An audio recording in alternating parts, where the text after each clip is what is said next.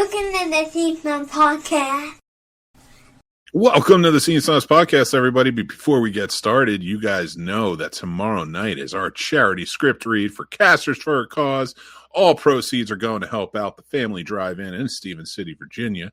Make sure you jump on by and hang out because we are doing Lethal Weapon 2, and it is going to get wild. I'm playing Murtaugh. Trust me, it's going to get wild. You're going to love it. But like always, we don't start this party until Dan hits. Oh, yeah, baby. That's right. Dan hits the board and we get started.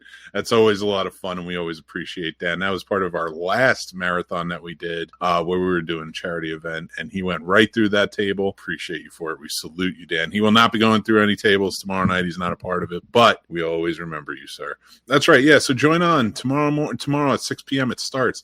We are hanging out. We're going to do a special episode 398 to kick things off of the Scene Snobs podcast. So you can check that out or listen to it anytime after, just like all of our podcasts. But then at 7 p.m., we're getting started and we're doing Lethal Weapon 2, and I cannot wait. It's going to be a fun time, and all proceeds are going to help out the Family Drive-In in Stevens City, Virginia. We will talk about that a little bit more in depth at the end. But no Paul tonight. Paul's busy. Paul had to be out of town, so it's just Mick by himself. No Paulie Wally, and we miss him. So we have a very good stand-in for him, and he is the man. You know him from Sturdovision channel, from the Horror with Sir Sturdy podcast, the Popcorn and Planes, and so much more.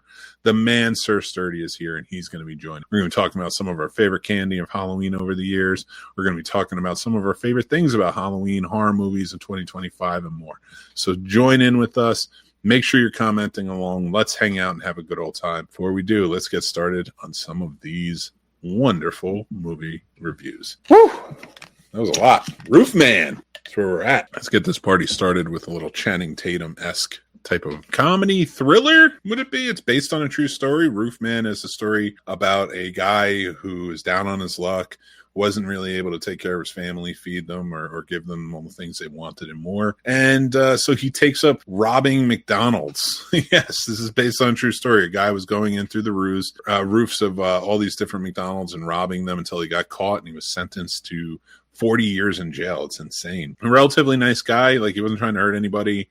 He was, in fact, really nice to everybody, but, like, he just got caught up in the system, and he went out there and he did some bad news, and he got thrown in jail for it. But he escapes prison and hides out in a Toys R Us. And during that time, he starts building a life in there. He starts meeting people around the town, things like that, starting to try and change himself into something that he's not, all while evading the law, hiding out in this Toys R Us, and falling in love with Kirsten Dunst, who happens to work. That's right, Kirsten Dunst is in this, Peter Dinklage. There's a lot of people in this movie. This wasn't something that really blew me away. I gave it a 2.5 out of 5 stars. It was a nice little dramedy, if you will. Channing Tatum was fine in it. I thought he did a better job in this than he did previously in the year before in Fly Me to the Moon. He felt mismatched in this. Although I will say that his chemistry with Kirsten Dunst, I didn't really feel it. But she was fantastic. She put on a great performance in this movie. Peter Dinklage did a good job. A lot of people in this movie did a great job bringing it. Channing Tatum, even, he did as well, too. But there was just something that was just very different from what I guess I was expecting. There was a lot of underutilized actors in this movie, like Ben Mendelsohn, who's only really in it in like almost a cameo type of role. And he's such a fantastic actor that I would have liked to have seen more from him as maybe a mentor or guide to Channing Tatum's character. But overall, it was a pretty good movie. It's shot well. I do like the idea of telling this true story, but doing it in a way that like kind of brings some levity to it. You like this character as you go through, even though he's doing deceptive things and manipulating people, and even at times feels like he's manipulating himself. But overall, I really did think it was a pretty good movie. Worth checking out. I say maybe wait for streaming for this one. Kirsten Dunst's performance alone, I think, and I'm not a huge Kirsten Dunst fan. I never really was. I have nothing against her. I like her in certain movies and some things I don't. But this, she did fantastic. Like, I thought she did such a great job and brought a real reality to it, whereas Channing Tatum felt a little surreal at times. Lakeith Stanfield has a small role in this as well. He does feel a little mismatched in the chemistry as well with everybody else, and his character is kind of like, it almost seems like there is a utility tool for the story overall. And I just didn't appreciate that, considering you have such a great caliber actor there and you're underutilizing him as well. So that's really what comes out of Roofman. It was just this movie that didn't really have any star power to it, but also the story was a little underwhelming and the actors were underutilized. I felt like there could have been more out of it. But again, check it out for yourselves. Let me know what you think in the comments. I do think it's worth at least checking out on streaming when it comes out. But yeah, let me know what you think in the comments of Roofman. We're going to get to our next one tonight, and that is Black Phone 2. A highly anticipated, I would say. Ethan Hawke is back. Mason Thames is back. Everybody's back for this. The entire cast comes back. That was part of the last one in the survival zone. And even Ethan Hawke. If you watch the last one, you kind of know what happened. Grabber and that. And but he is back for this one in full force. He is there throughout the entire thing. This one takes it to a very different direction. Whereas you have this serial killer who's kidnapping young boys and locking them in his basement. And we see that unfold and kind of what he does and how he acts. And a little bit of his backstory come about when you're watching this through the eyes of Mason Thames' character, Finney, in that first one. In this one, we get the effects of it. We're starting to see how the trauma is really sinking in with Finney, his sister, his father, and everyone else that was sort of like connected or involved. My thing is, it becomes a little bit too supernatural and surreal from the first one, which I thought was one of the best horror movies of the past 15 years, hands down. Maybe even the past 25. I could probably go farther. And it almost felt like a little bit forced. Like a studio really wanted a sequel to this movie that clearly had an ending. And where do you take it? Now, I'm not against horror movies going to this surreal place in their sequel. We've seen it and we've accepted it in Friday the 13th, Nightmare on Elm Street, The Shining even, things like that. All movies which are carbon copied here in a big way. And there's a lot of green screen work to take to effect of that. Now, the movie takes place in Colorado. This one takes place at a camp in the Colorado Rockies that gets snowed in. Finney and his sister who are having visions and seeing the grabber, or phones are ringing and the grabber is calling them and such, and Finney is still afraid to pick up any phone, but he does, and he tells him he can't help him and hangs up immediately. What that means, or what, for him, but like, I don't understand how that comes about. How does the grabber now able to connect with any phone? And not just the grabber, but past victims of the grabber as well, can connect with any phone, but are also tied to this one phone that's at this camp. You find I don't want to ruin it for anybody or give a spoiler, but you do find out that the kids have a deep connection to this camp through their family, and the victims were connected to them in a weird way as well. It's all explained, and once you see it, you'll understand it. But I think it's flimsily explained, if that makes sense. Like, it's very thin, the explanation within the story. They also very much are trying to I don't want to say take from, but they're very inspired by, like, Nightmare on Elm Street. Like, that's basically what the grabber becomes. He's haunting them, Gwen and Finney, in their dreams, and he's coming after them, and he's using this phone in this camp, which they go to try and figure out what the connection is. And as they're doing that, they're being terrorized more and more. Gwen in her dreams is being taken around and cut. It's very Freddy Krueger-esque. And it almost at times, to me, one felt like, all right, this is a very Freddy Krueger type of moment we're getting. And I like that. I liked that in the Nightmare on Elm Street series. It does have this Dream Warriors type of feel to it as well. And I didn't mind it. My problem was the grabber the right choice for this? And if he is, I felt like you are really underutilizing Ethan Hawke, this amazing actor playing the grabber, and you barely get him, if that makes sense.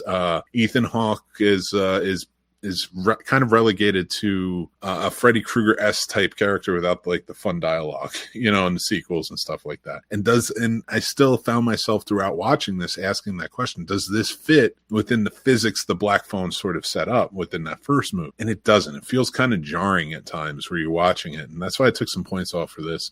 I think it's worth checking out, and if you look for a good horror film with good acting, you're going to get that in this movie. So go check it out in theaters. And it's dark and it's twisted, and they do bring some gore and some fun to it. So I think it is fun watch for any horror fan, and especially ones that like the first one, to go see this. But if this is the direction they're taking it, then go all in.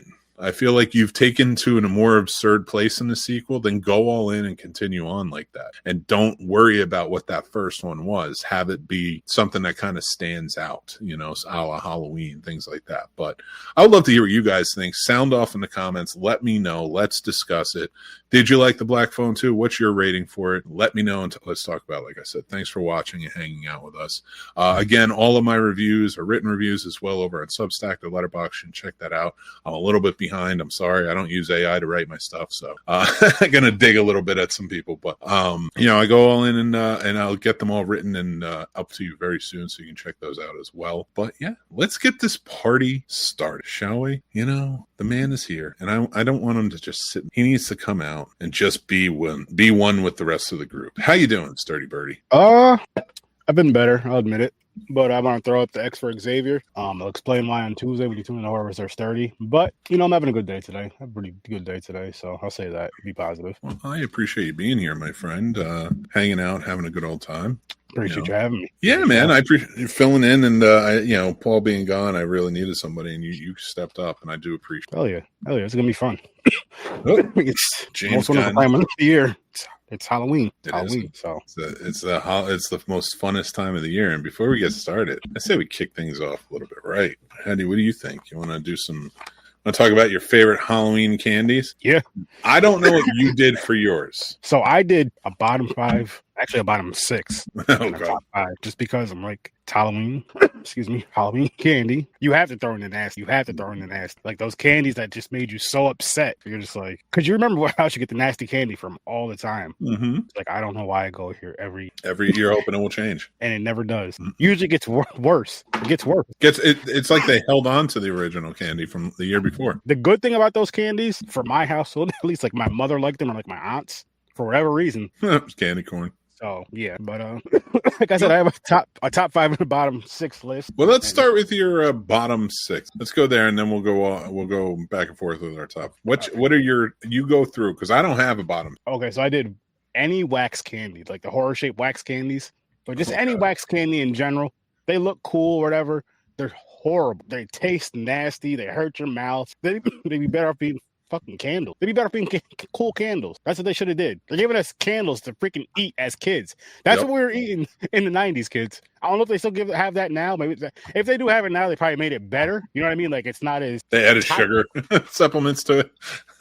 I feel like it was more toxic. I feel like we were the test subject for a lot of things. I don't know if we were the test subject as much as we were like, if it doesn't kill them, let's sell it next year. Yeah, that's the test. That's called a test subject. No, that's called homicide. But so, all right, this one's funny. I have a story for this one. Candies and baggies. What is candies and baggies? Oh, just random, like they make the baggies? Yes.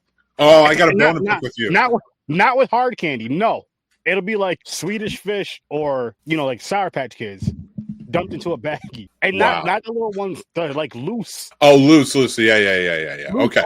Open candy put into a baggie and handed out for Halloween. So I went trick or treating. Yes, this year. It wasn't this year, but the year I'm talking about. I went trick or treating. It was me, my wife, my sister. They weren't trick or treating. They were and then it was my niece. No. My nephews, my 2 stepsons. So me and the kids, we were trick or treating. Like I said, my wife, my sister, they were chaperoning us, making sure we got around safe.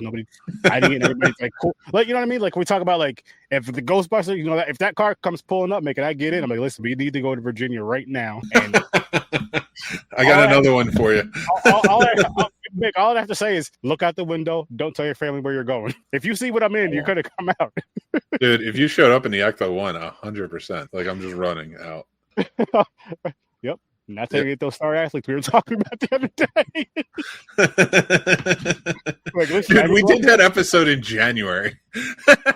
No, not that. I'm talking about the conversation we had the other day from the star athlete thing we were talking about. Oh, yeah. That. It wouldn't be going to get milk. It would be the Ecto 1. Be the Ecto 1. like you know what? I get that. They'd understand.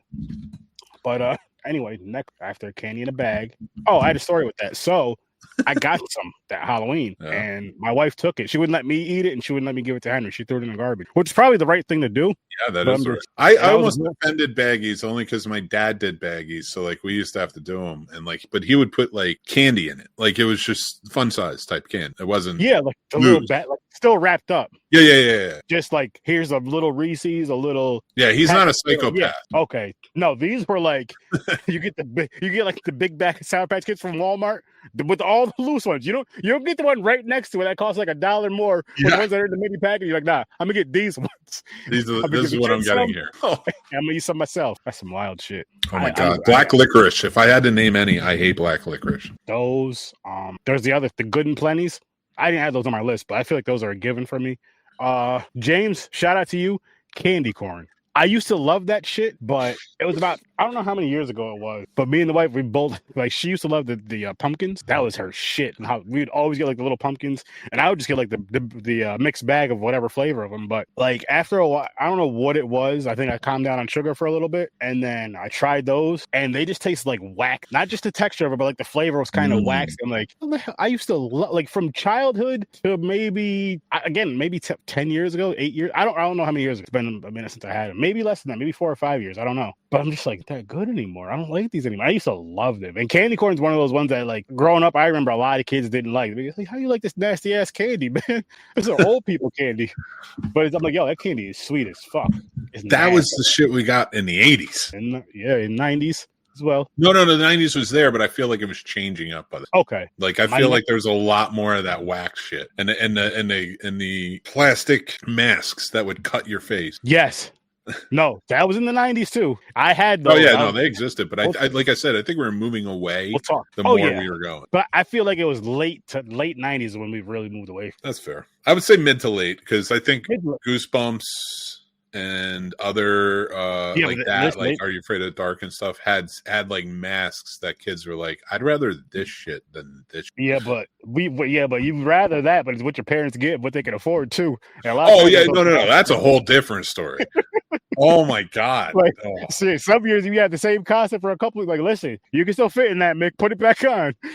I went as Indiana Jones 5 years, so I didn't need the mask. I got tired of it. So I did that for like 5 years in a row, and then I did Clark Kent because I had a Superman T-shirt, so I just wore a suit with it open. I got a question about it. I'll wait till we get to the Halloween theme stuff. Okay.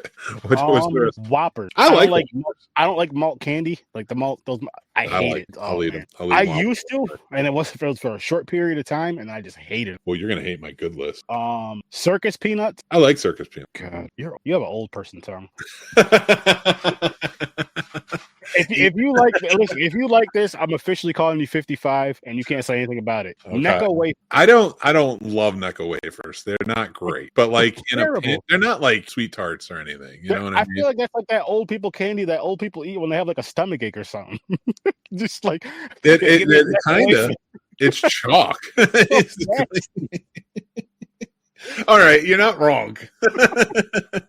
Oh man, Mick likes old people candy. Like, I mean, I like the little strawberry things and like the butterscotch, but I think into a whole different. I think I have fond memories of that. Yeah, I had it when I was little too, and my grandmother probably gave me some of that too. It still doesn't make me like it. You just like it. Just admit it. You just like it. Oh, what else you got? I'd hate to see what else I love that you hated. No, that was my 6 right there. That was all right. I'll take it because I can't afford it. I can't afford any more loss. So for Halloween trends, I only had like 3 things. No, it's just candies. Oh, so what was best and worst? Trends are later. We'll talk about trends in a little bit. Oh, my fault. No, okay. Good.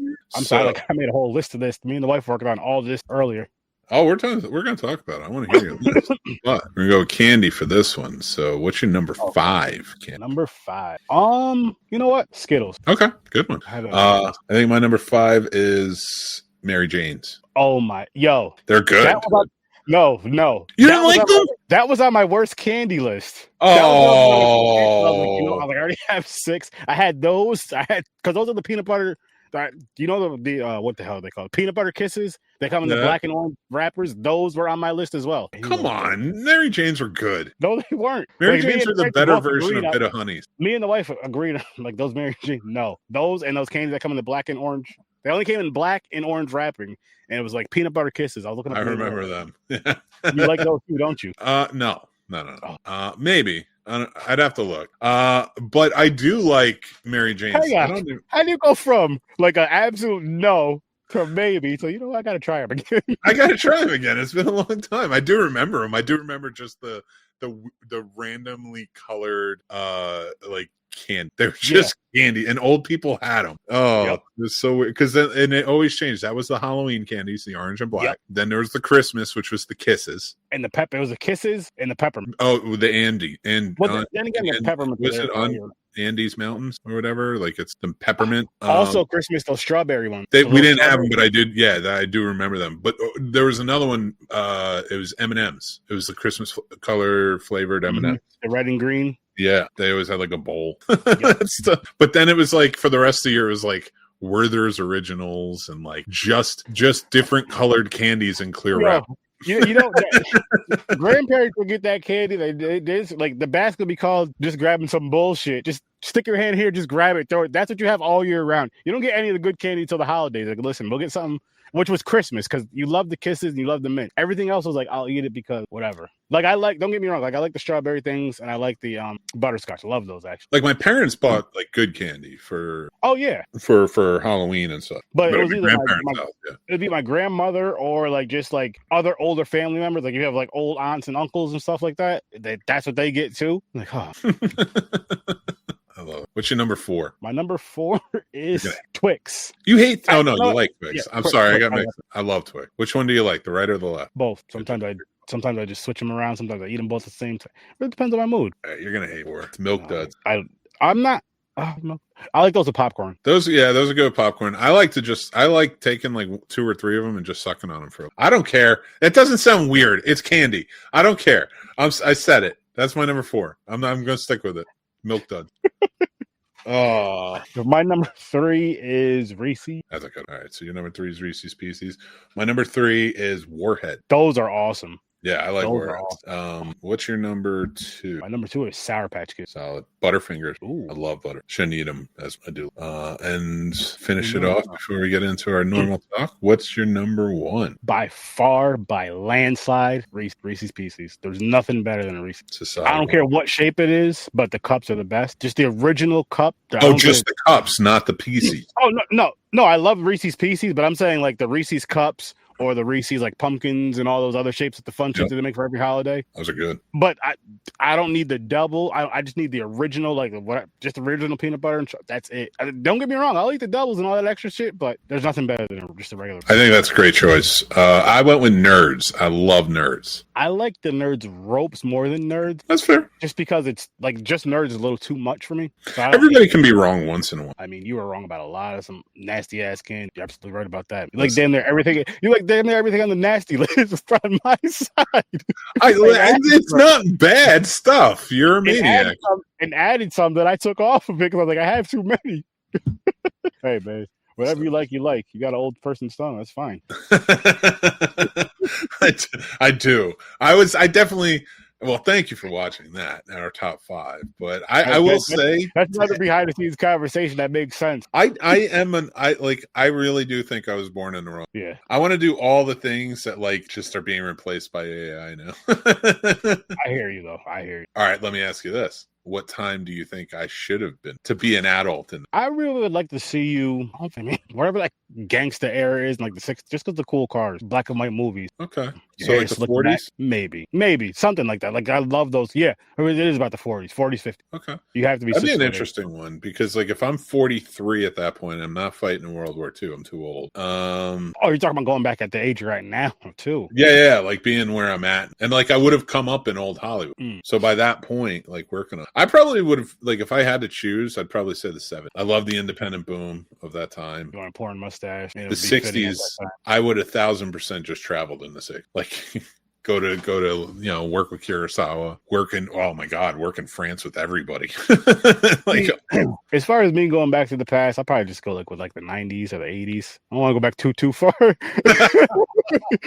Because you know why. That's fair. It's like, listen, unless I could be like a chameleon, like, listen, I'm going to go back. Yeah. Let's see how this really was. Stabble. Then I bring you back, and you're already powerful. You'll face a lot of racism, but you'll be friends with Sammy Davis. I can deal with that. Face a lot of it now, and I don't even know Sammy Davis Jr. So, hey, this friendship, hey, we'll make it work. We'll have our own booth at whatever Vegas casino they were playing at. Yep. My God, the 70s would be rough, but I would also like be in my 40s because I'm not going to Vietnam. You know, it'd be fun though, is to be able to go in different periods of time and still be like podcasters, like going back into just podcasts about like stuff that's going on and movies that are going on. But we're like in a sort of like we're not seen, but we can see everything that's going on and just talk about it. So kind of like Watchers, but it's a podcast, time traveling podcasters. Yeah, kind of like Magic School Bus, but we're not on a school bus at all. What are some other magic type vehicles we can take? Be something different. I wouldn't want it the Magic Bus. I don't think my Magic 15 pass van. We're just gonna the 18 van. We'll just use that. Yes. Everybody get in. We're gonna fuck up the past. Yep, we're gonna fix some things. It'd be funny if we Homer Simpsoned it. We keep coming back and we're like, you know what? We fucked it up too bad. Let's just go back and just start beating up racists. There we go. Start with that and then get a lot of land for everybody. Gamer, let's go. Stop playing in the lawn, man. Let's go. Let's go back to 2025, man. Let me just, if he can go back in the past, he's doing something crazy to where he did something in fucking 1447 and it's there in 2025. Dude, if we ever had a show where we traveled back in time and Chris was a part of it, he would 100% have to be the one we trick into wearing time period clothing, but like the wrong time period. So we went back to the 40s, we'd trick him into wearing zoo suits. The 70s, and he is like all decked out. Love Child, baby. It's all there. I'd have to throw Henry in that mix with Chris. Let them be what's a movie you'd want to see in theaters if you could travel? Oh, there's so many. The original Friday the 13th would be awesome.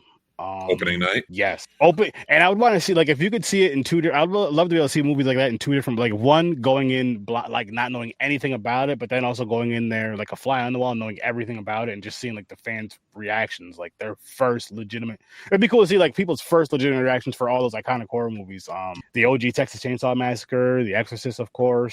Just because it's, like, I know the hype that they gave for it, and I love the hype that they do for that kind of stuff, but what was it really like? Especially something like The Exorcist, with how big religion was around those times and just how horror wasn't where it is now. Yeah. And people weren't so desensitized to everything. Yeah. That had to be an awesome. And again, I would love to go in there first. I would say first as a fan that's seen it and just to see the reaction, but then next time would be going in there like I've never seen it and seeing it the first time with these people. That would be awesome. And it'd probably change the fear factor for you, because the first time I seen it, I was laughing.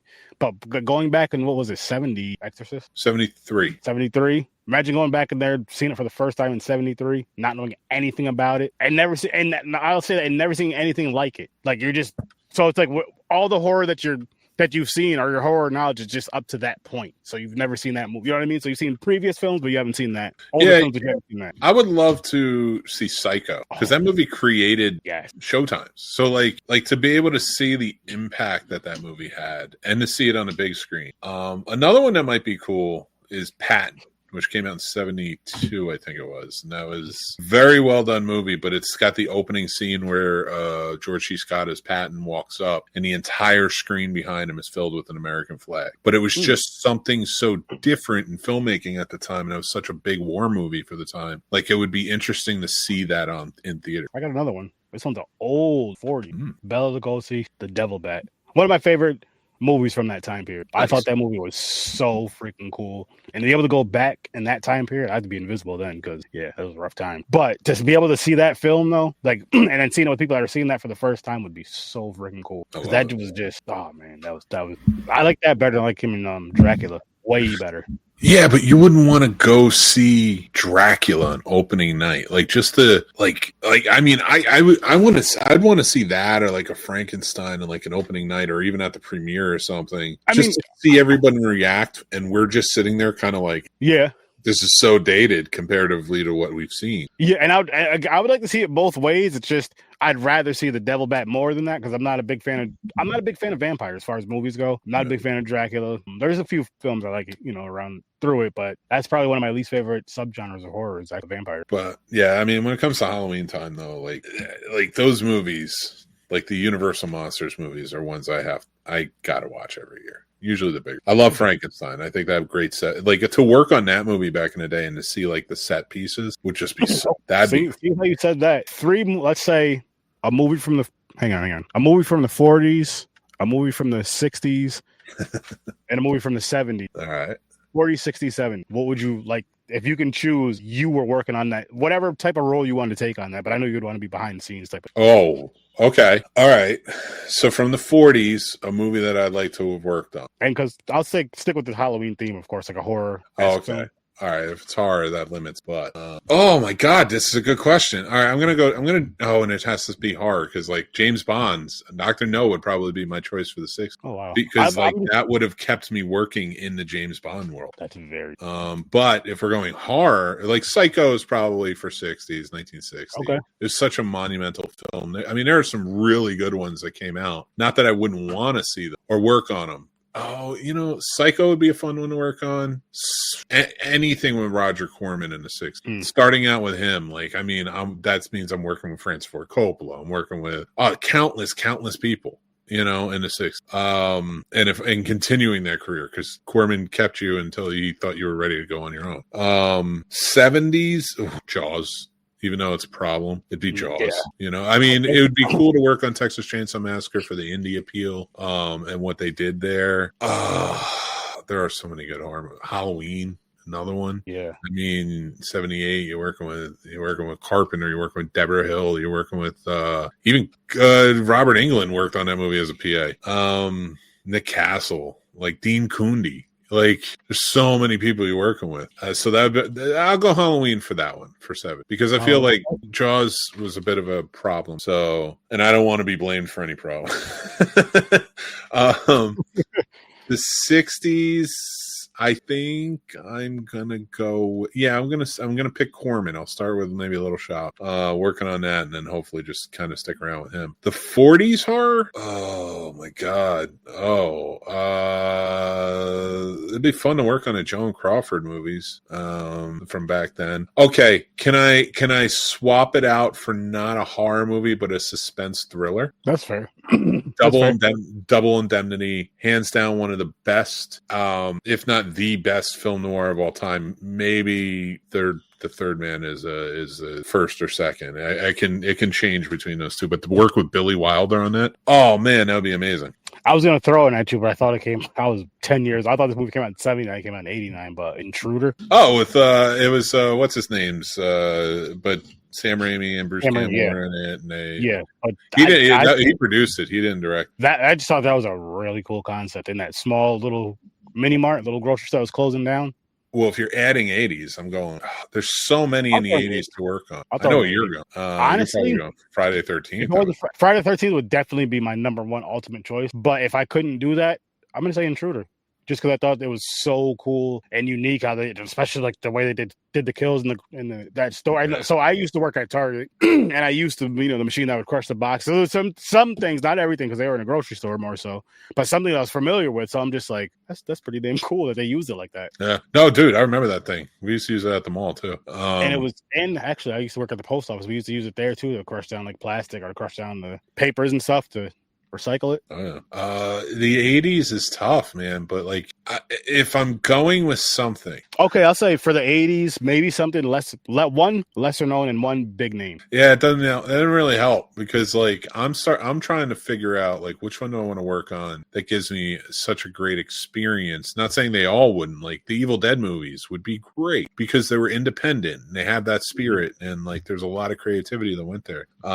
So maybe that for like lesser, like if you count that as lesser, but for bigger and in horror, you can say Friday the 13th, you can say Hellraiser, a lot of interesting aspects, even The Thing. I think I'm going to go Nightmare on Elm Street. Okay. Just the turntable style, what do you call it? The rooms they built and such, and a lot of the practical effects they came up with in that movie were astounding, and I would have loved to have like worked on that just to see. And to be there for like the beginning of New Line.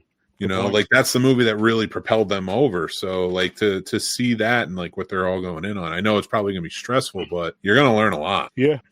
So, and one of the best horror scripts I've ever written in life still. I got one more question for you. And this the horror and not two directors, past or present, or that you would not want to work with. That I wouldn't. Ooh, yeah. Zach Braff.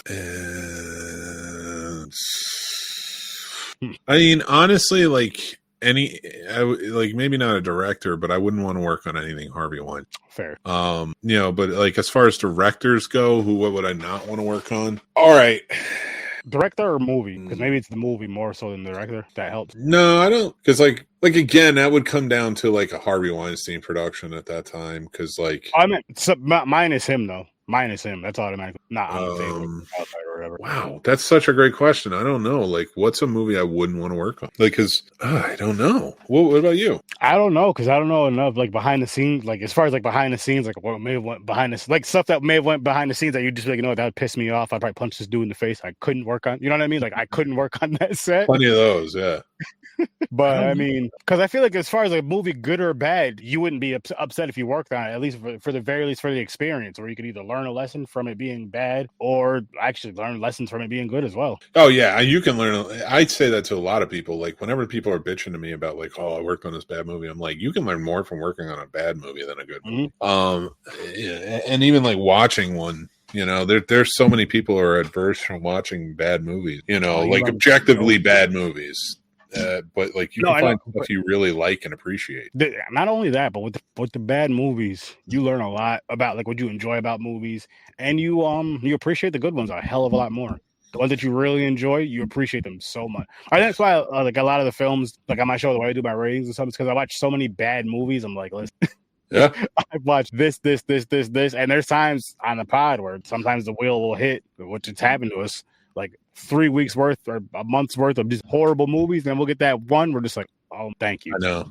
It's and you know what, like yeah, we just did that with Rat Pack too. That was one aspect of it. But like for me, like when I'm watching, like especially for reviewing, taking it from that perspective, you and this, I think this for filmmaking too, or any aspect of anything really, like, but like you can learn more, or you can learn better how to comprehend stories from watching bad. Oh yeah, because you see that.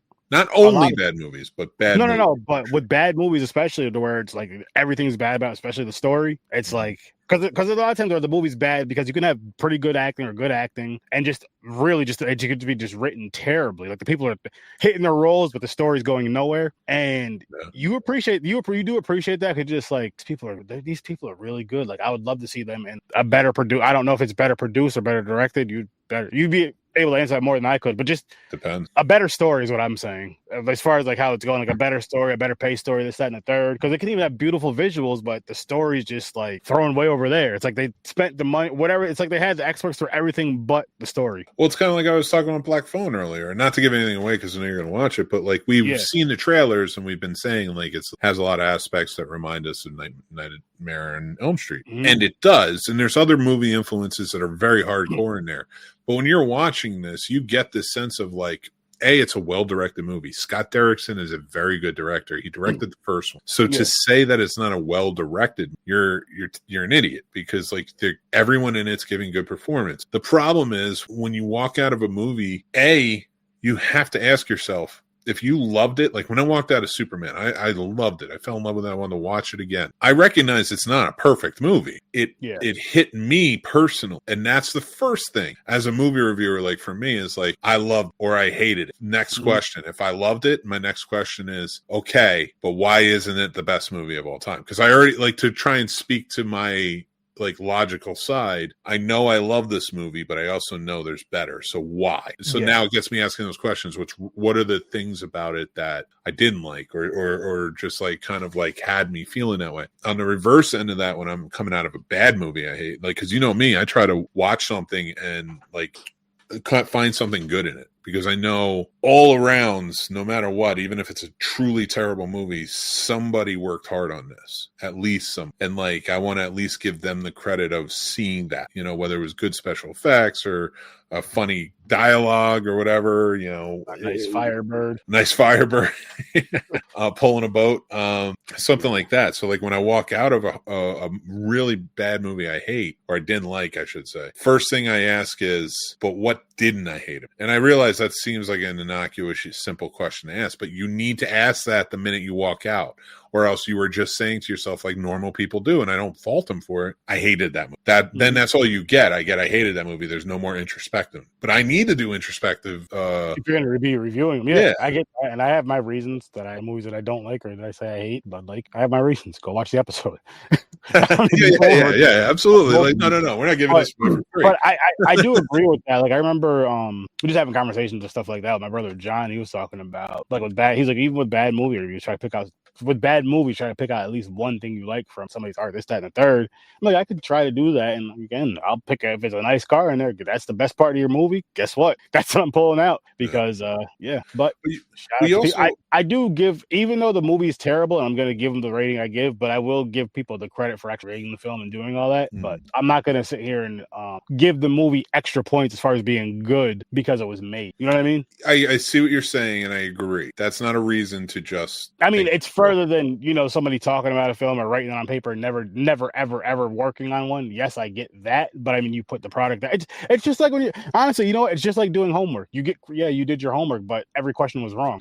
I guess I often find myself looking at it as like, okay, if I'm walking out and it's a bad movie and I don't like it, but we know there's degrees of bad. Oh yeah, there's bad movies that we absolutely adore and watch over and over again. But would we recommend it to like normal people? No, I'd recommend it to horror fans or something. People I know would actually appreciate it. I tell people, like, if you watch this show, my sense of humor for Thanksgiving, exactly. That type of deal. Yeah. I think for me though, like when I walk out of a bad movie and that I have to like talk about, or I have to like, why do I think this is bad? I often come to terms with the fact that somebody is going to love this. And now I'm not speaking to that person. That's not the person I'm writing to because I didn't feel that way. But it makes me realize like when I am talking about, I want to know why somebody's going to defend. So that's what I'm looking. I'm looking for, why would somebody defend this movie?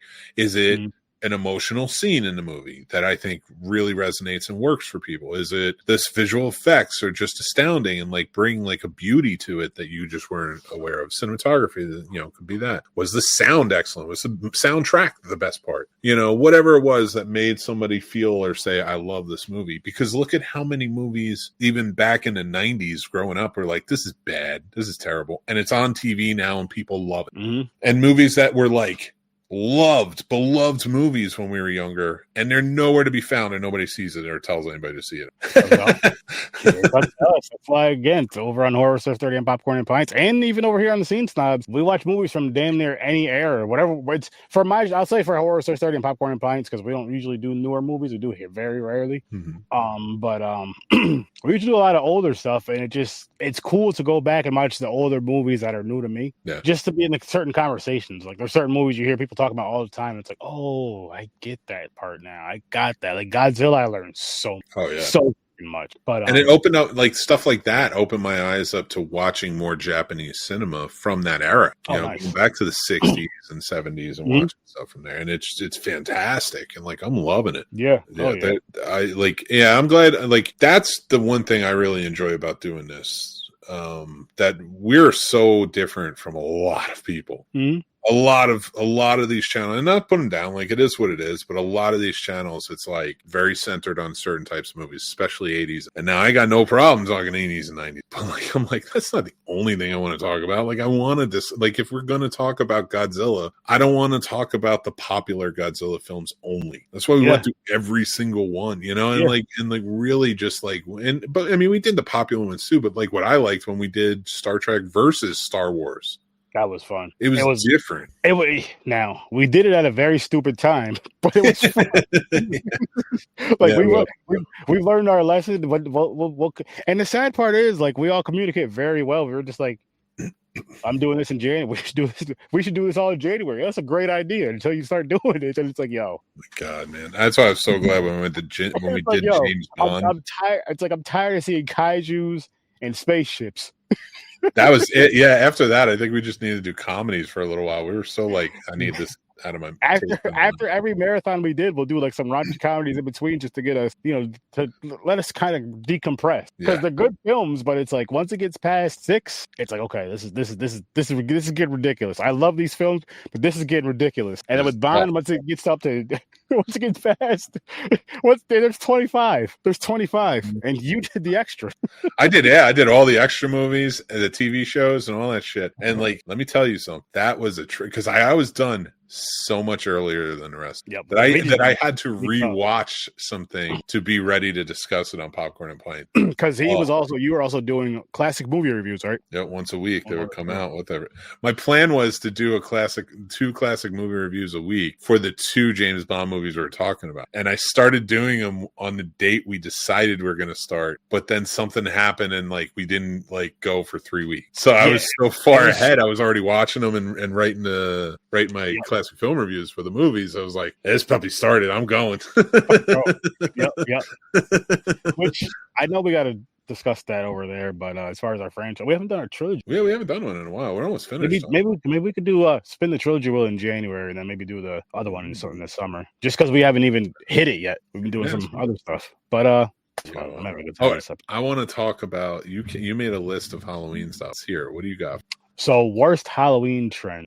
We came up with 3 for this. As far as when it comes to like adult, because for kids, if you do, the cute costumes, it's cool. But for adults, I can't stand it. Like if it's spooky season, I want it to be real spooky, not sexy season. You got all year fucking around to dress like I'm not gonna say what, but I'd rather it be like people really getting into the horror and really having a good time with the horror. Even if you don't go super scary, but just really respect and get into the horror. So all like the pink all that, unless it's for little kids, I get it. But for stop that shit. Wait. All right. So just to add to that, I think one of the dumbest fucking trends on the planet. Every time I see it, I don't have problems with sexy costumes. I have problems with new sexy trendy costumes of high school kids from TV shows. That's like Wednesday.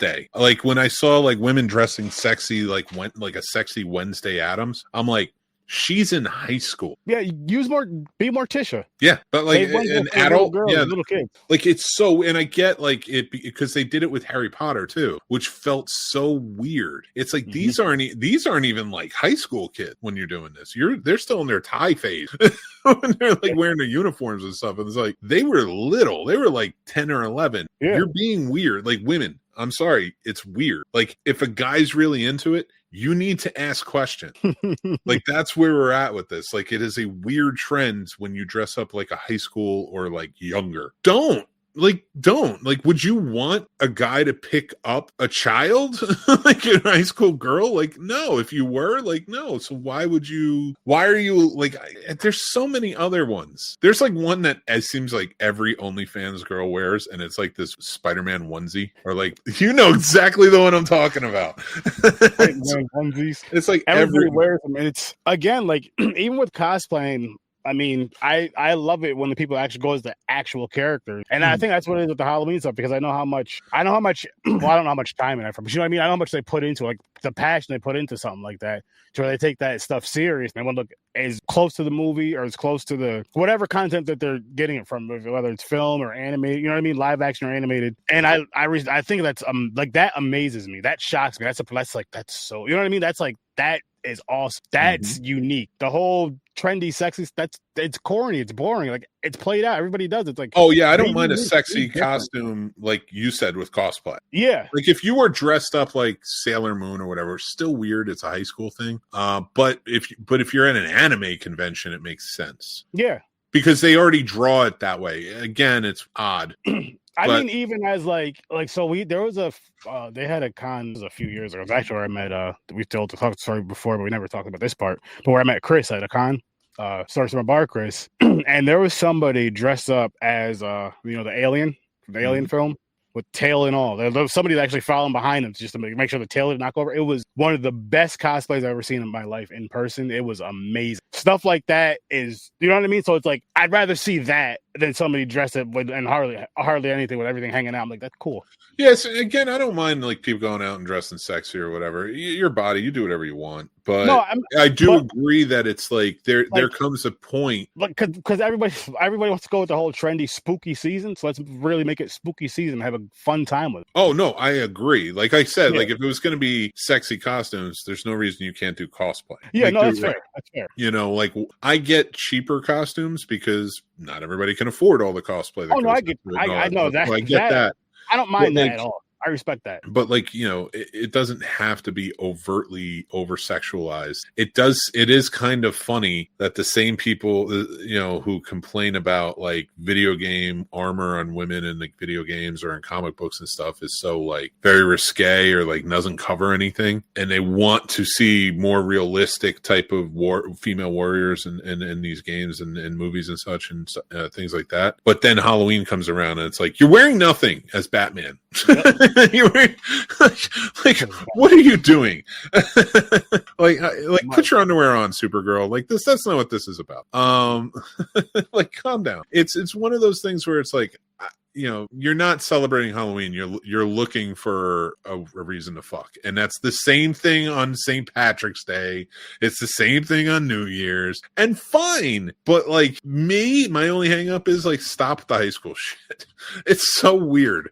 Stop going as a kid. And for me, it's just keep the spooky season, the horror season, the spooky season, the horror season, because I think it's more fun. I think it's a lot we're more always fun. gonna have fun. Like No, I know that. There are places we're not even at it. That's very true. Like, because let's face facts, the girls that are dressing up like that are well out of our age range of what we should be going. Yeah, but very true. But just in general, like just the theme. I love the theme of Halloween and like trick or treating and all that kind of. You know what I mean? Oh, I do too. But I think that's why it's so like there's a lot like. Yeah, the cutesy stuff is fine, especially for kids. I get it. Yeah, but for kids, I get it. But I just mean, No. Like the sexy stuff. But I think it's such a it does annoy me. Like if you're going out trick or treating and stuff, and you're dressed like sexy Snow White or sexy Cinderella or something. It's like, why go as actual Cinderella or Snow White? That's going to make kids be like, wow, you look beautiful. That's amazing. Not, oh wow, you're going to get plowed behind a bar at 3 a.m.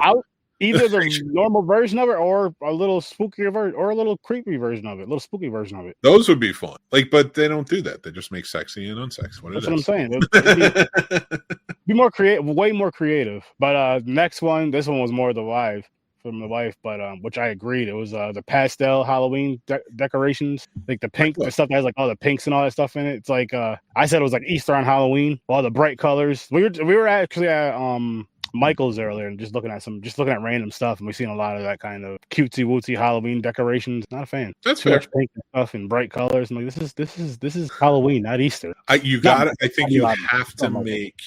I do agree. You got to have scary stuff. Like, I got it. But I do think you have to have fun stuff. Maybe not all together cute, but fun stuff.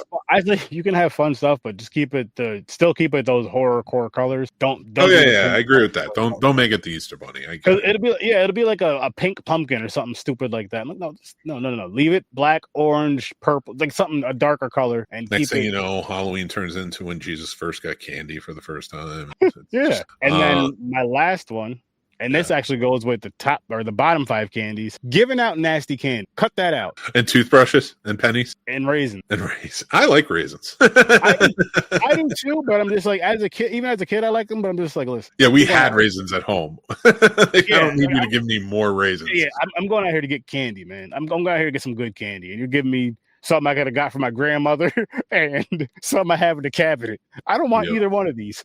It's like, listen, if you're going to give me a toothbrush, give me some Reese's with it at the very least. Give me a reason to use this thing. Yeah, right? Like let me brush the candy off. Like stop this. What are you doing? Like, I am going to eat some more a little later, but still, I'll brush my teeth in between. When we watched the Midnight Hour, that made more sense because remember the dad was a dentist, but he was handing out all the candy, and he's like, this is how I get customers. That makes sense to me. But in other TV shows, it's like, no, the dentist is hand out toothbrush. Yep. It's like, as a 43-year-old in a recession, I'll take a toothbrush. I need one. And if I was a dentist, I'll hand out candy. That's very fair. Yeah. Hand out candy with your card on. Like, here you go. What do you think the most alluring part of a Halloween is? Is it the candy? Is it the trick or treating? Is it the scary stuff? For me, it's the movies. I think it depends on what part. Like as a kid, it was everything you mentioned. Yeah. It was the trick or treating, which of course is the candy, and then the movies because you're eating the candy in the movie as you're watching the movies with your friends once you get to that certain age, siblings or whoever. As an adult now, I don't really eat candy like that. I love the horror movies. Yeah, it's the movies and some food, maybe a couple of fun snacks. I can't agree, except I do. No, I'm just kidding. I love it though. But we are going to move on to our final segments of the night. Oh, I have more. I forgot I had more Halloween trends, Mick. I had good ones. All right, what you got for me? Let's keep going. I'll just run down this list. No, that's fine. What's the next? Trick or treating, real Halloween decorations. I love decorations like all year round. Like I love my favorite decorations for Christmas time. The lights. I love the lights. Halloween though, go crazy. Haunted houses / hay rides, jack-o'-lanterns, horror gaming. I know we do it all year round, but there's just something special about doing it on Halloween or just around this time. I mean, Especially with Faz right now with their Halloween event. 90s Halloween costume. I know we discussed that earlier in the episode from the 80s to the 90s. As much as those masks hurt and scratch up your face, and you stood under the light too long, your suit would get hot and probably catch on fire. I loved that era because damn near every kid had it. So you didn't know who was broke and who had money at the time. That is true. Of course, you didn't think about it like that, but you just seen like all the other kids on the block. You're like, everybody damn near has the same 8 costumes.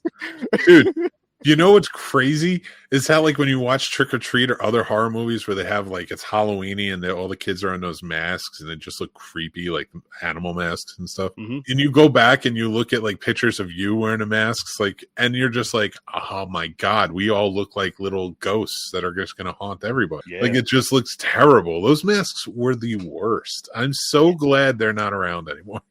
I kind of wish they were. Like, I wish I could still get one of those masks right now, just like a little replica. But I wouldn't wear it. You can. They have replicas of the old school costumes. The cool part is, it's not a hard plastic mask. No, I'd want it. Well, no, because it's dangerous.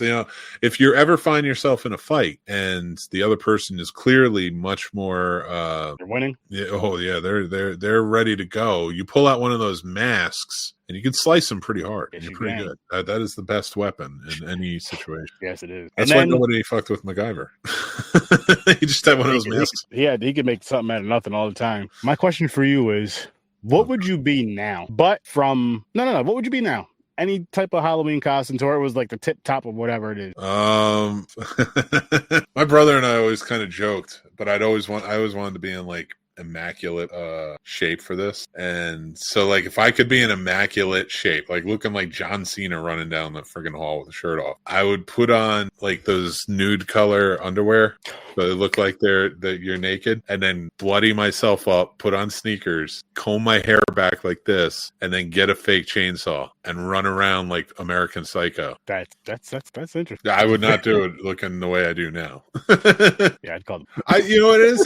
It'd be a weirdly interesting. Like I'm not wearing it out while kids are trick or treating, running down. No, the I know street. that. But like if I'm in a Halloween party with adults, yeah. I'll do that. I figured it'd be the right theme, the right area. You wouldn't be just doing this anywhere. Yeah. I'd be very concerned.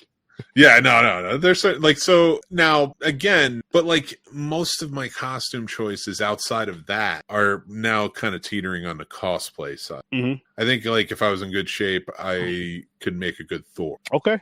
I like that costume. I thought it looks cool. I have Stormbreaker, so like a life-size Stormbreaker. So nice. Ready to rock and roll. Let's do this. Nice. But like that's where it starts teetering more on the cosplay side.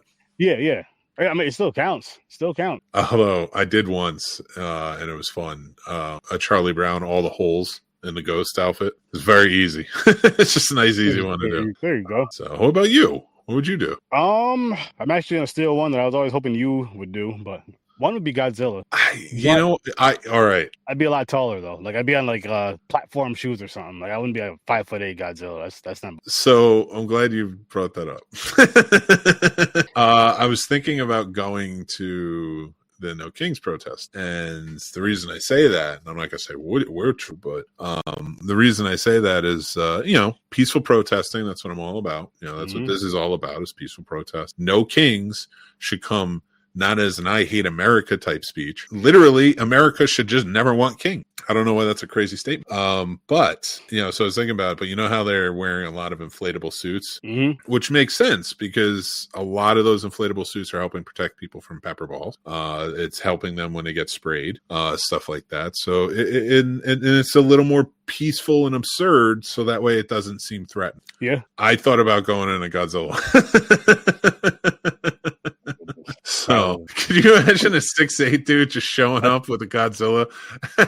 One of the I'm going to tell you right now, if this was you in I'd say maybe early 30s, definitely in your 20s, you're doing it. Oh, dude. What if, okay, So again, I'm all about the peace, but in No, a it'd be hypothetical peaceful, but you movie type of situation, like a PCU type of situation, where like I'm in a Godzilla outfit, like think of this. And for anybody watching us, think of this like a Family Guy episode. We're cutting to, all right, Yeah. and it's just a random thought. Imagine Ice trying to fight me in a Godzilla.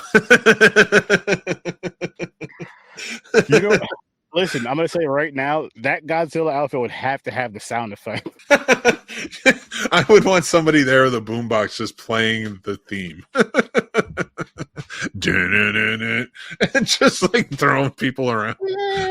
Oh my goodness, that would be hilarious. Oh my god. Godzilla's tearing up downtown such and such. Mm-hmm. Oh my god. Again, hypothetical situation. If there's somebody in a Godzilla outfit tomorrow, it's not me. I don't own one. I'm not wearing one. Don't hurt them. And it isn't Family Guy either. We're talking about a Family Guy scene. Yeah, that was a Family Guy scene. That's for you, Seth MacFarlane. Write it up, dude. Yeah.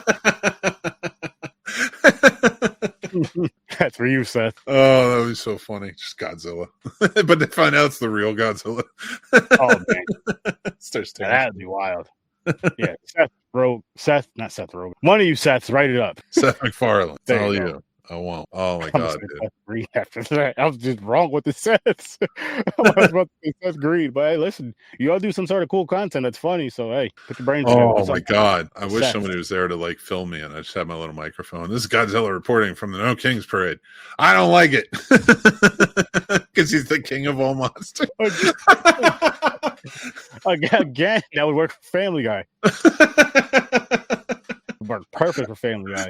Every time they cut to me, I just have my Godzilla mask on and I'm just like, we want more kings. Well, only one. Me.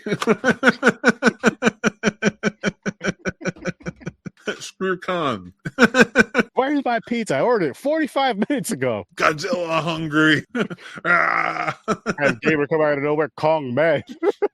Like, what the? Where'd he come from? There's only room here for one king. Me. It's everybody's just saying no king. King Kong and Godzilla. I forgot. Oh my god. We have That's the a movie ability right to do something very funny tomorrow. That's a movie. That's a movie. Oh my god, that would be great. I would love that. I would love it if I'm all about peaceful protest, but I'm all about absurdity. And have two people dressed up as King Kong and Godzilla being counter protesters at the No Kings Parade would be fucking hilarious. But they can't be MAGA. That's the thing.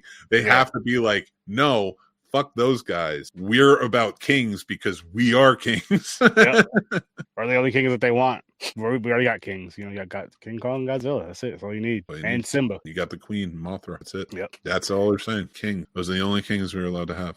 That's the only kings that should exist. But with that being, we're going to get to our last one. We are going to actually get to our final segment. Mm-hmm. Sturdy's movie picks, because he picked all of our movies for the past 2 months, coming to a close, few more weeks. But this upcoming week, you pick 2 for Does It Suck in classic film review. Of course, Hideaway from 1995 for Does It Suck, and Nightbreed from 1990 for classic film reviews. Sturdy, have you ever seen either of these movies? Sir, I highly urge you to watch them. I think you really love Nightbreed. I'll probably ask you, like, once it's all said and done, once you're done, just to send me the list of them to go through. Again. I'll watch these too. I'll watch these too, but I don't even know what I do with my list. Hideaway is it's like, will I call it a bad movie? Do I say it sucks? Yeah, a little. I'm glad I watched it. It's worth the watch. But the last like 10 minutes of the movie, you're like, what is this? Comparatively. And not like, what is this? Like, wow, I was so floored by this amazing twist ending. No, you're like, where is this going? This isn't where we were the entire time. Like, what is going on? Nightbreed is Clive Barker, so you'll appreciate. Hey, Grandizer, what's going on? How you doing? What's good, Grandizer? What's good? Hanging out. Can we talk some Halloween tonight? Now we're talking. I would say this poster over here, Jeff Goldblum. Hideaway. No, the red eye looks cool. It's like, and that's an aspect of the movie. Like, there's a blue eye, red eye. Like, there's a whole aspect to this. Like, goes into a coma after a car accident, and metaphysically connects in that coma because he's out for almost 2 hours, dead, and he comes back to life. He connects with this guy Fisago, who is a serial killer who kills himself for the devils, but he gets revived. So once they get revived, they can start seeing each other's like just seeing each other's world. They can cross into each other's worlds through their minds. And so like he starts hunting this serial killer, trying to stop him, and now he's trying to go after his daughter, who's played by Alicia Silverstone, because like that's like his type, like blonde girls or whatever. So like he's going after her now, and like this whole thing, and like there's a lot of fun, interesting aspects about it. It's a good thriller with horror aspect. But then you get to that last bit and you're like, what were you thinking? Like what were you, like, why? Like it didn't even like, I'm like, that's not even what this was the entire time. Didn't have to go there, but it did. Oh, it went to extreme places and extreme visual effects type situations too. Especially considering 2 years earlier he was in Jurassic Park, and then you get to this movie and you're like, yeah, they made choices here. There was definitely some choice. But Nightbreed, definitely worth the watch. A great makeup and practical effect. Clyde Barker. It's from Clyde Barker. Nice. So love for you to check it out. Let me know what you think. So those are Sturdy's picks for me. For next week, you will see our As It Doesn't Suck in a classic film review. Go check them out. I can't wait to hear what you guys think. But we're going to get to our film definitions with Mick. As you guys know by now, I read from my film definitions book that I had in college. This is actually an older version than what I had. Is there anything you want to learn about filmmaking today? I'm trying to think of something. I had a question for you. I forgot it right once I was about to ask. For your film book, like how do you mark off like what you've mentioned on here before? Yeah, I go through and like I'll mark off like all the ones that I like. I'll put like a little star next to it as I go, just so I don't read the same thing over again. I honestly wouldn't even know what type of question to ask. I got one for you. All right, I'm going to read the first paragraph for you. For musicals, seeing as you love them so much. Musical comedy. A specific genre of American film that focuses on song and dance. The United States was already a musical nation with its Broadway music, the harbinger of this type of films, radio music and developing record industry. With the advent of sound, the Hollywood studio system was prepared to use its finances and technology to create a world of music never before seen and heard. If the Hollywood film had already established itself as a dream factory, what better way for the viewer to escape from the reality and the Depression years than imagining himself or herself as the extraordinarily talented people on the screen. Many plots enforce this dream by telling stories of nobody suddenly thrust into stardom, of a talented group of decent kids struggling to put on the big show. So now you know why the musicals came to fruition from our film that's. I won't say they shouldn't have because people love them. It's just not for me. There's a couple I enjoy, but I'm good. You are not a fan, but you know what you are a fan of? Especially the live action ones. But I mean, the animated ones, I guess, because you could say Disney is pretty much, I was going to say you're a fan of script reads. I love script reading. They're fun. You do have fun. And you're going to have fun with this one because tomorrow night we're doing a script read of Lethal Weapon 2. All of us are going to be there for it. We're going to have a really great time. We're collecting for, of course, the Family Drive-In in Stevens City, Virginia. So beforehand, we will be doing a special episode 398. Let's go to the cinema, where we're talking about some of our favorite cinema memories, talking about theater. We're, going to the video store as kids, all that jazz, having a good old time. This is tomorrow at 6 p.m., right before we start our wonderful script read of Lethal Weapon 2 at 7 p.m. Please join us. Have a good time. Donate along. Help out. It all goes a long way, and we truly appreciate when you do. It's all the support. The Family Drive-In since 1956. Now they're trying to buy the land they're on because the real estate company that owns it is trying to sell it out from under them, and they don't care if the new owners want to drive in or not. And we want to save this piece of Americana in such a time where so much tradition is being pulled apart or misunderstood or misrepresented in a lot of ways. I feel like saving something like this, a true piece of Americana, in this country that we love, the drive-in. Let's go and support them and be there for it and continue on. But yeah, it's gonna be a fun read. I'm excited for that. Me too. Grandizer's here. I talked to him earlier. He says, I think we all went after Alicia Silverstone. I was not an Alicia Silverstone fan. That wasn't my crush of choice. I don't know if I was too old or not, or I wasn't that old. I think I was around her age. I think she's around mine. And wasn't Alicia Silverstone's birthday a week ago? I don't know. Wait a second.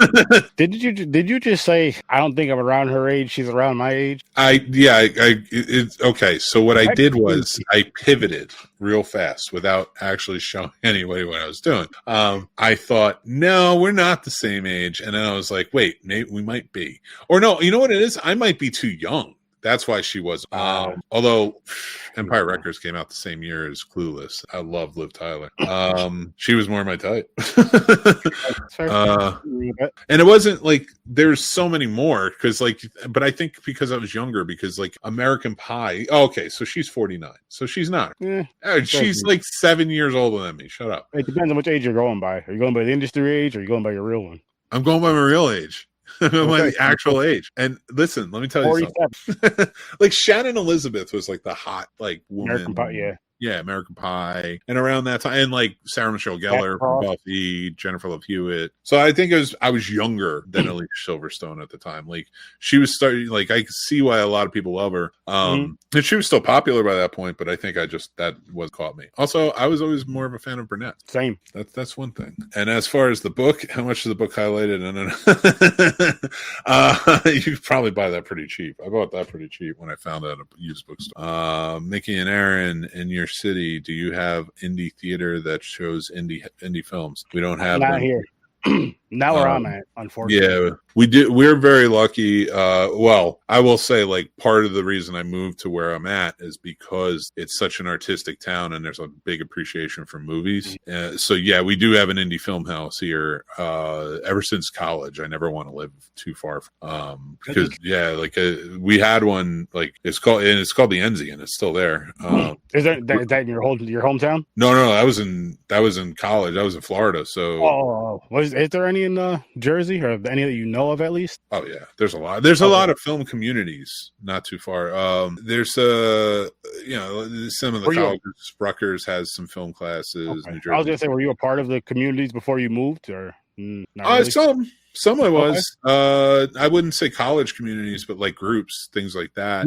Yeah. I knew the filmmakers. Like a lot of indie filmmakers from around there. So, who, I'm sure you've seen some of their stuff and other people have seen some of their stuff. Yeah. So like, it's not,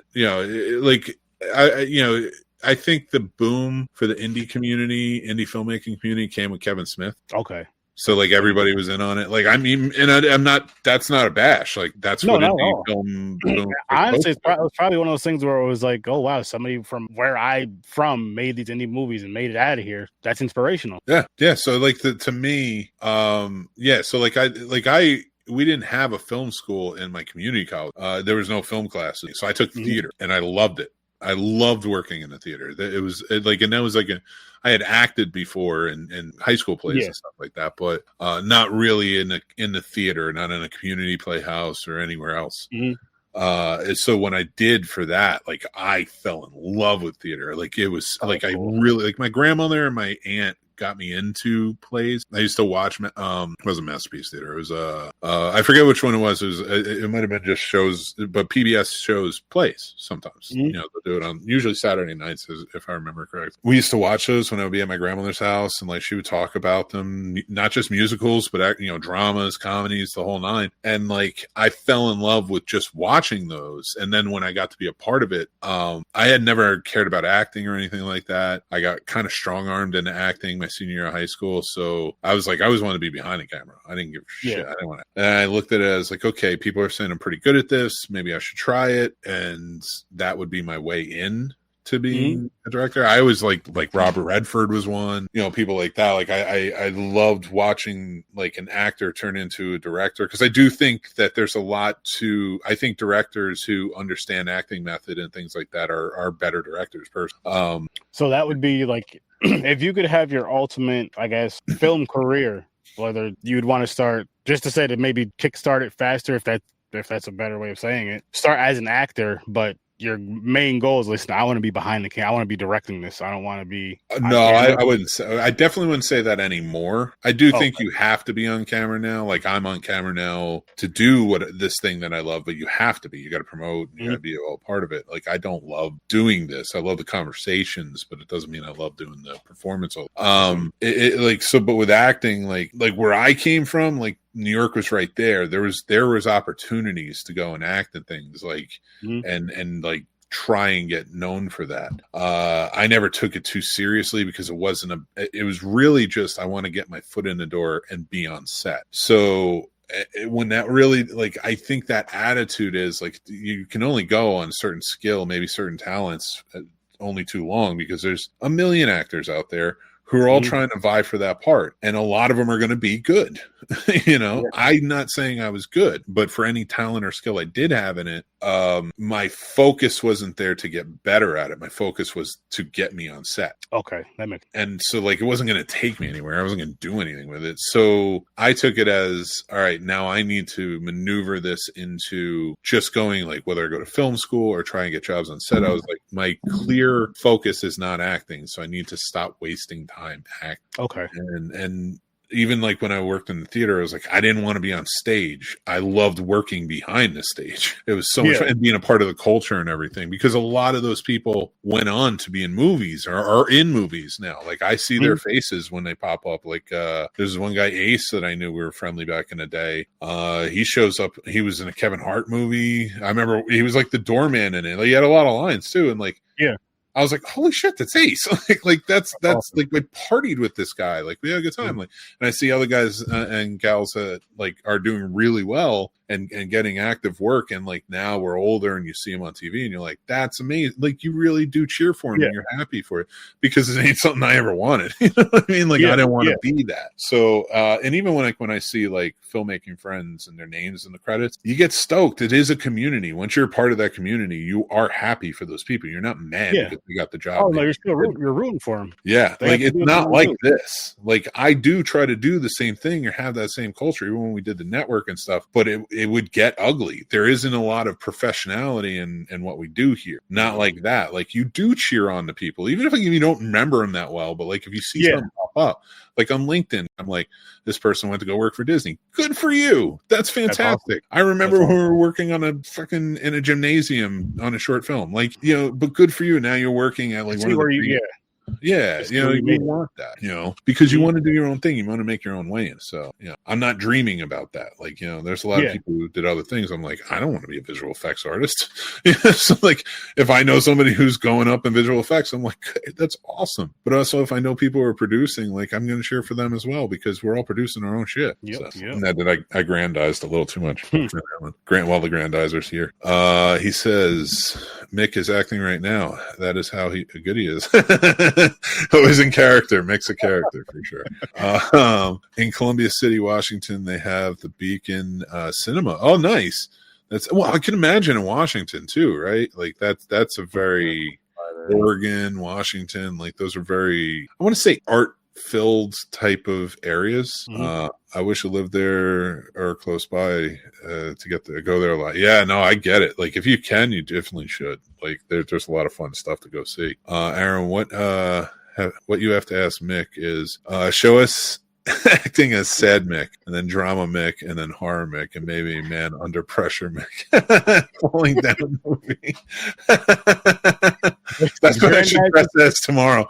if you know Mick like I do, if he puts that in his brain, he will pop out and just do this for one day.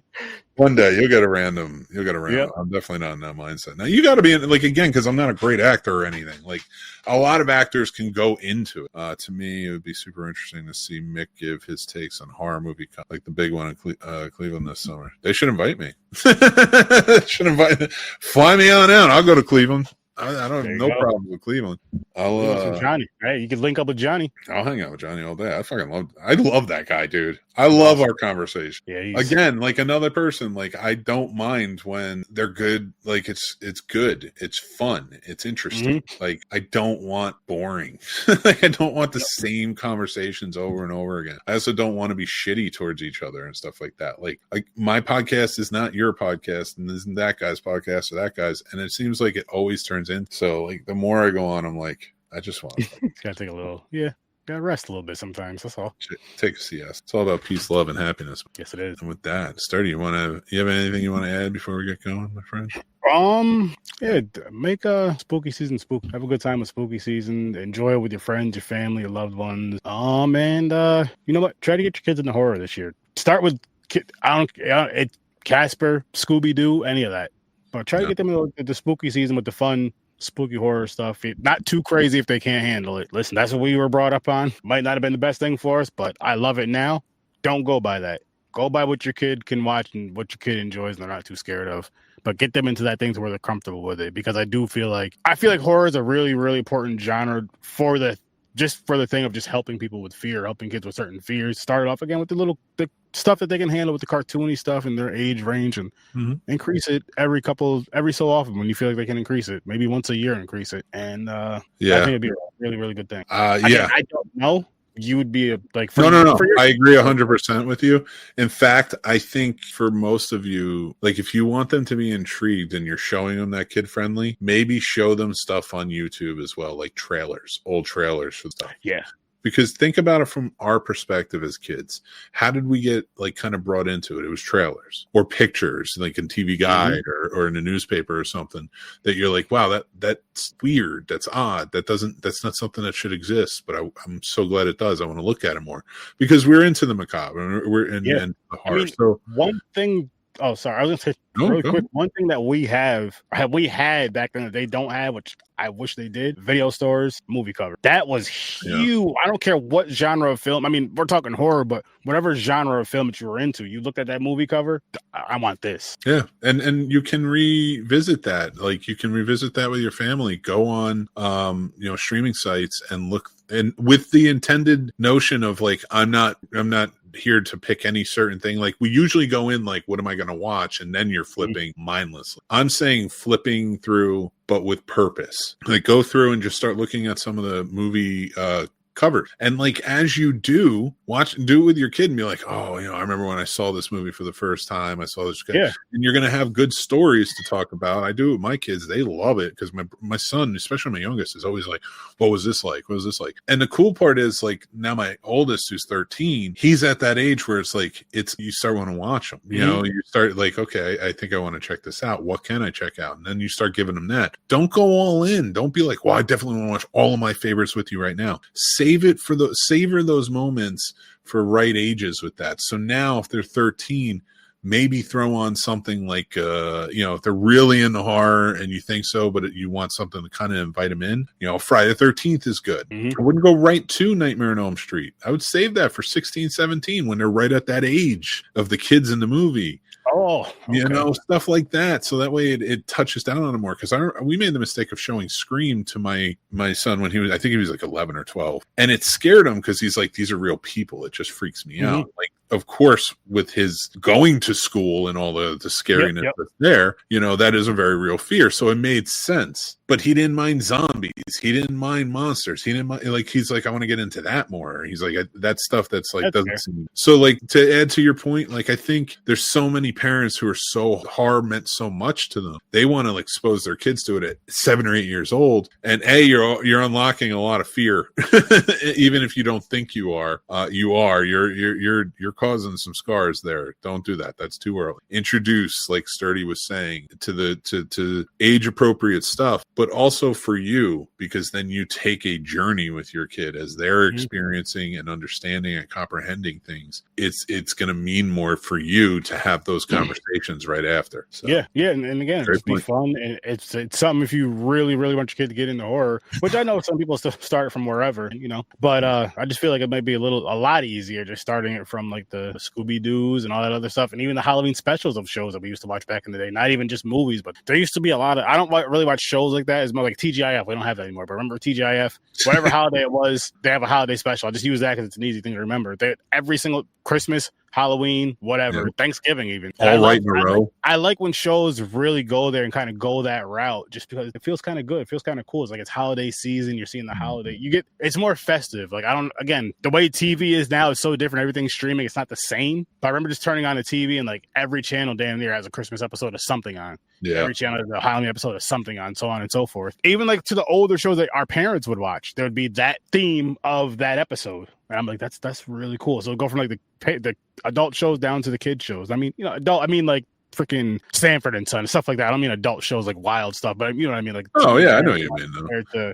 But they'd even like have, specials, not just the cartoon specials, but the like other shows, like or like game shows, so like would be doing like Halloween specials. Oh yeah, which would be fun. And they'd always have some like little fun spooky stuff or whatever the theme was. And then going back to the sitcoms, I loved the crossover. Yeah. And then, again, they would do them all night long, like so all 4 episodes.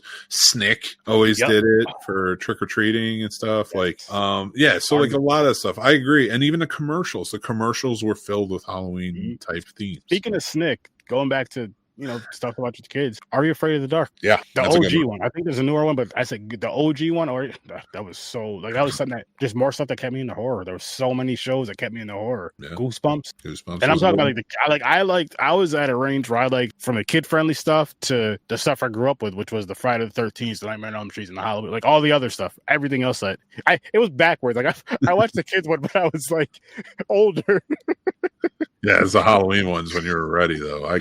I'm with you. I did. I was so into it. I liked it. Yeah, they were fun. And you know what it was, though? You know what it was that I do like that I did start horror the way I did, too, though?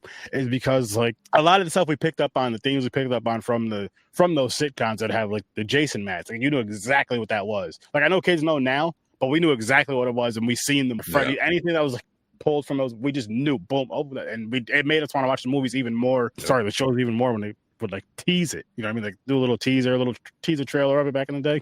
Oh yeah, great. Roseanne always had the best episodes of Halloween back then. Yeah, hell yeah. Yeah, did some really good ones. But yeah, great points. Watch them, guys. They're out there. You can see them anywhere. Go check out these old episodes and keep Halloween alive. Keep that spirit, keep that horror love alive, and do it age appropriate. I still think that's just a good idea for you guys, for you and your kids and stuff like that. I think I've been like doing this research for years. I think I'm going to write a book. I'll get AI to write the book because that's all AI does is write for everybody. So bitter. I'm going to write your life story, so I'm not using AI for that. Just for spelling corrections and grammar. I can't wait for that. I can't wait to see how many inaccuracies are there. All wildly great. Everything I want. But it'd be funny if you're reading this book. You know what? I'm gonna sign this off as my life story after all. I think I want this life story. This is now my new life story. He really flew the Enterprise? Yeah. Yeah. Right above the Grand Canyon. It was crazy. Start telling your grandkids these stories. All right, we're going to go. We have some Phasmophobia to play tonight, so you can always see us on our ghost hunts. But I want to thank our sponsors tonight, Lestrauen, who do their custom blinds, curtains, and shades and things like that. They're beautiful. You send them your space, and they will put together custom blinds, like I said, curtains. They got it all. So, and shades, you're going to want to take advantage of this. There's 20% off down below in the link. Also, School Society, school.com, Story Society, down below. Go check them out. It is a great platform of creators, filmmakers, and so much more, all connecting and just trying to, help each other out in this wonderful little industry. And they have a lot of cool stuff to go away. So go check that out as well. And, you get a discount with that link as well. So, but again, tomorrow we'll have episode 398. Check us out at 6 p.m. And then at 7 p.m., we are doing a charity script read of Lethal Weapon 2. We'll all be there having a good old time, donating. Everything is a part of, is going towards the family drive-in in Stevens City, Virginia, who needs our help. And I want to say thank you. Thank you to Sturdy for being here. Thank you to all of you for being here. You guys are awesome. Remember to take care of yourselves. That is important. Please subscribe, hit that like button, hit that bell so you know when more great shows like this and others are coming out. Be a part of the Snob Nation. We love movies, and we know you do too. So join up and hang out with us. But thank you again for everybody joining in. And remember, take care of yourselves. That's important, but also be kind and rewind.